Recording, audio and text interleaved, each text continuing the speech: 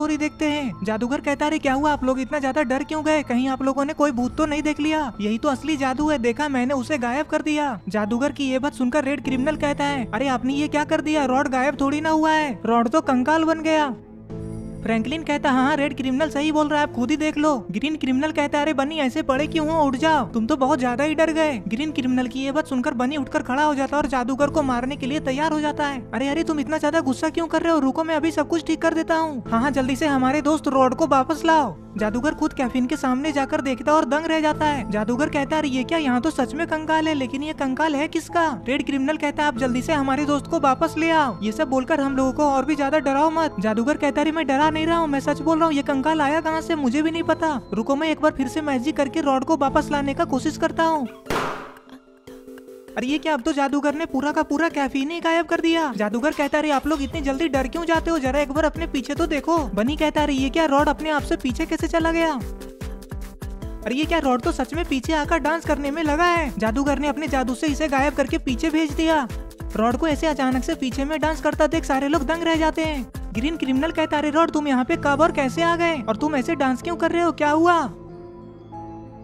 तभी red criminal भी कहता है हाँ रॉड बताओ ना तुम पीछे कैसे आ गए। रेड क्रिमिनल की ये बात सुनकर जादूगर कहता है अरे उससे तुम लोग क्या पूछ रहे हो, उसे थोड़ी ना पता है कि वो गायब कैसे हुआ, ये सब मैंने अपने जादू से किया है। हाँ मुझे कुछ नहीं पता, मैं तो तुम लोगों को इतना ज्यादा डरा हुआ देखकर पीछे खड़े होकर हंस रहा था। तभी बनी जादूगर से कहता आप ही बता दीजिए कि आपने ये सब कैसे किया। बनी की ये बात सुनकर जादूगर कुछ सोचने लग जाता है और फिर कहता है अरे ये सब मैंने अपने जादू से किया, ये सब बताने का चीज थोड़ी ना है, इसे सीखने में बहुत ज्यादा टाइम लगता है, मैंने इसे 20 साल में सीखा है। तभी रॉड कहता है अरे अब ये सब छोड़ो और चलो घर, पहले ही बहुत ज्यादा रात हो चुका है, हम लोग किसी और दिन आकर पूरा जादू का शो देखेंगे। ये बोलकर रॉड अपने साथ सारे लोगों को लेकर हॉल से बाहर चला जाता है। सारे लोग बाहर आकर फ्रैंकलिन के ऑटो में बैठ जाते हैं, लेकिन बनी ऑटो में नहीं बैठता और खड़े खड़े देखता रहता है। तभी फ्रैंकलिन कहता है क्या हुआ बनी, तुम ऐसे खड़े होकर क्या देख रहे हो, चलो बैठो ना ऑटो में। बनी कहता है नहीं नहीं मैं ऐसे ऑटो में नहीं बैठूंगा। अरे लेकिन हुआ क्या है, क्यों नहीं बैठोगे ऑटो में? बनी कहता है फ्रैंकलिन तुम अपना ये ऑटो मुझे चलाने के लिए दो ना। अरे नहीं नहीं बनी मैं इसे चलाने के लिए तुम्हें नहीं दे सकता। अरे लेकिन क्यों नहीं दे सकते, तुम्हें मेरे पे भरोसा नहीं है क्या? फ्रैंकलिन कहता है ऐसी बात नहीं है, मुझे पता है कि तुम चला लोगे, लेकिन इसके लिए लाइसेंस चाहिए, इसे चलाने के लिए अलग से लाइसेंस बनवाना पड़ता है, पुलिस वाले पकड़ लेंगे तुम्हें। अरे नहीं पकड़ेंगे पुलिस वाले, तुम हो ना साथ में। रॉड कहता है फ्रैंकलिन दे दो ना इसे ऑटो चलाने, और वैसे भी रात में पुलिस वाले थोड़ी ना होंगे। अच्छा अच्छा ठीक है बनी चलाओ, लेकिन अच्छे से चलाना, किसी को ठोक मत देना। इधर जेफ द किलर गुस्से में भागे जा रहा है और स्केरी टीचर को उल्टा पुल्टा सुनाया जा रहा है। Jeff the killer scary teacher से बोल रहा है कि पैसे का बंटवारा तो बराबर बराबर से करोगी, लेकिन सिर्फ मैं ही रोड के ऊपर सोकर अपना जान को खतरे में डालूं। आज अगर वो ट्रक वाला मेरे ऊपर से चढ़ाकर ट्रक को लेकर चला जाता तब तो मेरी चटनी निकल जाती। मुझे तुम्हारे साथ ये सब घटिया काम करना ही नहीं है, मैं अपने घर जा रहा हूँ। ये बोलते बोलते Jeff the killer scary teacher को वहीं पे छोड़कर चला जाता है। अरे मैं अब इस बकलोल को कैसे समझाऊं कि इसका फेस देखकर कोई गाड़ी ही नहीं रोकेगा, ये समझने का नाम ही नहीं लेता है। चलो जाओ जाओ, अब मैं कर भी क्या सकती हूँ, मैं भी अपने घर जाती हूँ।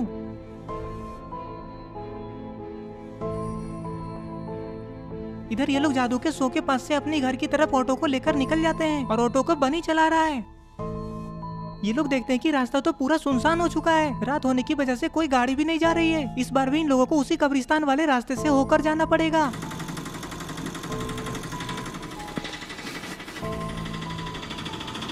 रॉड कहता है बनी मैं पहले ही बोल दे रहा हूँ कि उस कब्रिस्तान के पास ऑटो को मत रोकना, चाहे जो भी हो जाए वो कब्रिस्तान अब आने ही वाला है। अरे ये क्या, कब्रिस्तान के पास तो ये लोग पहुँच गए, कहीं वो चुड़ैल फिर से इन लोगों को दिखाई ना दे। अरे ये क्या, ये पागल बनी ने ऑटो को यहाँ पे क्यों रोक दिया? अरे ये क्या, कब्रिस्तान के अंदर से तो किसी बच्चे की रोने की आवाज आ रही है। सारे लोग ऑटो में बैठे बैठे कब्रिस्तान के अंदर देखने लग जाते हैं, लेकिन किसी को भी कब्रिस्तान में कोई भी दिखाई नहीं देता है। तभी रॉड बनी से कहता है बनी रोक कर देख क्या रहे हो, चलो जल्दी से निकलो यहाँ से, मैंने पहले ही कहा था ना कि यहाँ पे ऑटो को मत रोकना, ये जगह ठीक नहीं है। बनी कहता है रॉड तुम्हें उस बच्चे की रोने की आवाज सुनाई नहीं दे रही है क्या, अंदर से आ रही है? मुझे लगता है कि अंदर में किसी का बच्चा खो गया है, मुझे तो उस पेड़ के पीछे थोड़ा थोड़ा कोई दिखाई दे रहा है, रुको मैं जाकर देख कर आता हूँ, तुम लोग ऑटो में ही रहना।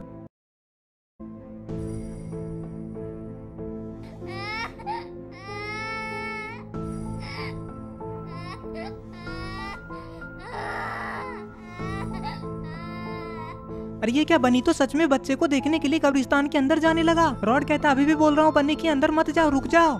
रॉड की ये बात सुनकर बनी रुक जाता है और पीछे मुड़कर देखता है। अरे रॉड तुम लोग इतना ज्यादा डरते क्यों हो, रुको ना, मैं तुरंत आता हूँ देखकर। अगर मैं उस बच्चे को देखे बिना घर चला गया तो मुझे रात भर नींद नहीं आएगी, रात भर सोचता रहूंगा कि मैंने उस बच्चे की मदद नहीं की।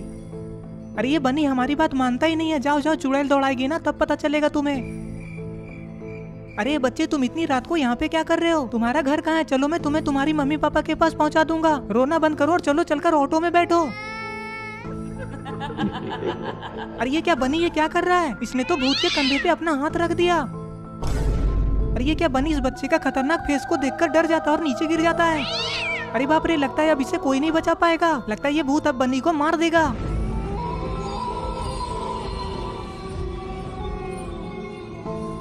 तभी बन्नी अपना हिम्मत जुटाकर उठकर खड़ा होता है और वहाँ से भागने लगता है। बन्नी बहुत ही तेजी से दौड़ते हुए कब्रिस्तान से बाहर निकलकर रोड की तरफ जाने लगता है। ऑटो के पास जाते ही बन्नी जल्दी से ऑटो में बैठता है और ऑटो को लेकर वहाँ से निकल जाता है। आज तो बन्नी मरते मरते बचा है। बन्नी को रोड का बात मान लेना चाहिए था। सबको पता है कि इस कब्रिस्तान के अंदर भूत और चुड़ैल रहते हैं, फिर भी बन्नी अपने ऑटो को रोककर उसके अंदर गया, कहीं वो भूत बन्नी के पीछे पीछे उसके घर तक न चला जाए। रोड कहता है, क्या हुआ बन्नी, कुछ देखा था क्या तुमने अंदर में? ऐसे डरते हुए भागकर क्यों आए कि जैसे तुमने किसी भूत को देख लिया? बन्नी कहता है, हाँ रोड, मैंने सच में अंदर में भूत देखा। मैं तो आज मरते मरते बचा हूँ। मैंने तो तुम्हें पहले ही अंदर जाने से मना किया था, लेकिन तुम नहीं माने। अब मजा आया ना?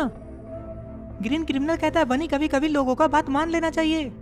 तभी रेड क्रिमिनल कहता है, हाँ बनी, अभी अगर रोड का बात मान लेता तो ऐसा नहीं होता ना। बनी बस चुपचाप सबका बात सुनता रहता है क्योंकि इसने गलत किया, इसे रोड का बात मानना चाहिए था।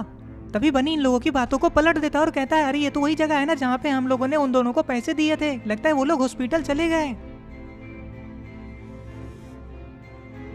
ये सारे लोग जेफ्टा किलर को चलते हुए देख लेते हैं। तभी रॉड कहता है, अरे बनी ऑटो को थोड़ा साइड में रोको तो। बनी कहता है, अब मैं ऑटो को कहीं भी नहीं रोकूंगा, सीधे घर पे ही रुकूंगा। अरे लेकिन वो दोनों फ्रॉड थे, हमसे पैसे ठग लिए। हाँ रेड क्रिमिनल, तुम ठीक बोल रहे हो, हमें उन दोनों को सबक सिखाना चाहिए। इन लोगों का ये सब बात सुनने के बाद भी बनी ऑटो को नहीं रोकता है। तो फिर रेड क्रिमिनल ऑटो से बाहर झाँक कर देखता है और चिल्ला चिल्ला कर बोलता है, अरे तुम लोग एक नंबर के धोखेबाज हो, दोबारा मिलोगे ना तो बहुत मारूंगा। ग्रीन क्रिमिनल कहता है, बोलो कैसे कैसे लोग होते, एक्सीडेंट का बहाना करके हमसे पैसे ले लिए। चलो छोड़ो, जाने दो, ये लोग तो भिखारी है, भिखारी वाला ही काम करेंगे ना।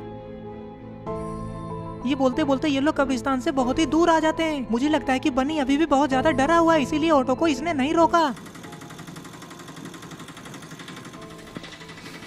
थोड़ी देर में बनी सबको लेकर फैक्ट्री के पास आ जाता है।